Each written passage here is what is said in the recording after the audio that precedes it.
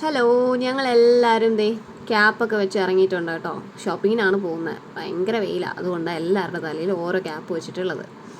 പിന്നെ ദേ ഞങ്ങൾ ഓട്ടോയ്ക്ക് വേണ്ടി വെയിറ്റ് ചെയ്യുകയാണ്, പക്ഷേ ഓട്ടോ കണ്ടില്ല.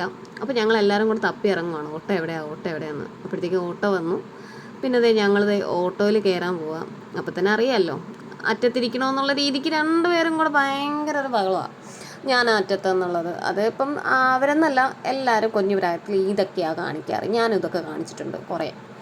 പിന്നെ ഫെല്ലൂനെ കയറ്റിയിരുത്തി, പിന്നെ നമുക്കും ഇരുന്ന് പോകണമല്ലോ, അപ്പം അതിൻ്റേതായിട്ടുള്ള സ്ഥലം നമുക്കും വേണം. ഇല്ലാന്നുണ്ടെങ്കിൽ നമുക്കും പോകാൻ പറ്റില്ല. പിന്നെ ഈ ഓട്ടോയിൽ ഇരിക്കുന്ന കാണുമ്പോൾ തന്നെ അറിയാം നമ്മൾ എങ്ങനെയൊക്കെ കഷ്ടപ്പെട്ടൊക്കെയാണ് ഇരിക്കുന്നത്. എല്ലാവർക്കും ഇരിക്കാൻ സ്ഥലമില്ല, എന്നാലും നമ്മളിരിക്കുന്നുണ്ട്. പിന്നെ എൻ്റെ ഫെല്ലൂന് സ്ഥലം വേണമെന്നുള്ളതിൽ അവളും കാണിക്കുന്നത്. പിന്നെ അവൻ ഓടിപ്പോകുന്നത് എവിടെയാണെന്ന് ചോദിച്ചു കഴിഞ്ഞാൽ അവൻ ആദ്യം ഡ്രസ്സ് എടുക്കണമെന്നാണ്. പിന്നെ പിന്നാലെ നമ്മളും അതെ ഞാനും ഫെല്ലും കൂടെ കയറി പോവാം. അപ്പം ആദ്യം അവന് തന്നെയാണ് നമ്മൾ ഡ്രസ്സ് എടുക്കാൻ പോകുന്നത്. കുറേയൊക്കെ നോക്കി 2-3 നമ്മൾ അവനും എടുത്തിട്ടുണ്ട്. പിന്നെ ഫെല്ലു അതെ എന്നെ ഇറക്കി വിട്ടെ ഞാനും കുറച്ച് ഡ്രസ്സ് എടുക്കാം എന്നുള്ളൊരു മൈൻഡ് സെറ്റിലാണ്. പിന്നെ അറിയാമല്ലോ, ഫെല്ലുവിനെ കാണുമ്പോൾ തന്നെ എല്ലാവർക്കും ഉമ്മ കൊടുക്കാൻ തോന്നും. അപ്പോൾ ഓരോ ഉമ്മ വെച്ച് നമ്മൾ അപ്പോഴപ്പോഴും കൊടുക്കും. ഇതെൻ്റെ കണ്ണി കണ്ടു കേട്ടോ, ഇതെനിക്ക് ഭയങ്കരമായിട്ട് ഇഷ്ടപ്പെട്ടു. ഒരെണ്ണം എനിക്ക് എടുക്കാമെന്ന് തോന്നി, ഞാനിങ്ങനെ സെലക്ട് ചെയ്തുകൊണ്ടിരിക്കുക. അപ്പോഴത്തേക്കും റിഗ ഒരു ഡ്രസ്സ് എടുത്തു. നമ്മൾ റിഗയ്ക്ക് ഒരു 2-3 ഡ്രസ്സ് എടുത്തിട്ടുണ്ടായിരുന്നു. പിന്നെ ഫെല്ലുവിനും 2-3 ഡ്രസ്സ് ഞാനും നോക്കിയിട്ടുണ്ട്.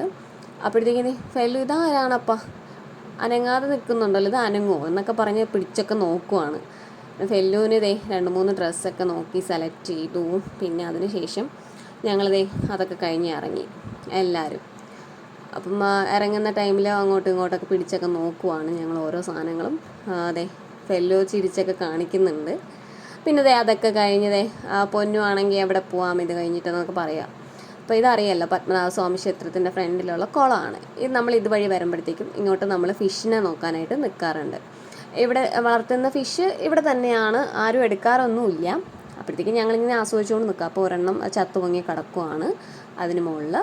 അതും നമ്മൾ നോക്കി. പിന്നെ അതൊക്കെ കഴിഞ്ഞതേ പൊരി ഇട്ട് കൊടുത്തിട്ടുണ്ട് കേട്ടോ. നമ്മൾ പൊരി ഇട്ടപ്പോഴത്തേക്കും മീൻ കുറച്ചധികം നിങ്ങൾക്ക് കാണാൻ പറ്റും, ഒരുപാട് ഫിഷ് ഉണ്ട് അതിനകത്ത്. പിന്നെ പൊരി കഴിക്കാനായിട്ട് നമ്മുടെ പ്രാവുകുട്ടന്മാരും വന്ന് നിൽപ്പുണ്ട്.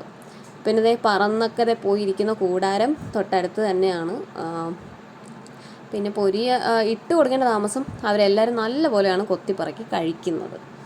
പിന്നെ അത് കഴിഞ്ഞ് നമ്മളിതേ പാനിപ്പൂരിയുടെ ആളാണ് പൊന്നൂന് പാനിപ്പൂരി ഇല്ലെങ്കിൽ പറ്റില്ല കേട്ടോ. അപ്പം റയന നന്നായിട്ട് പാനിപ്പൂരി കഴിക്കുക. പിന്നെ ഫെല്ലൂനും മൃഗയ്ക്കും ഓരോന്ന് വെച്ച് നമ്മൾ കൊടുത്തു.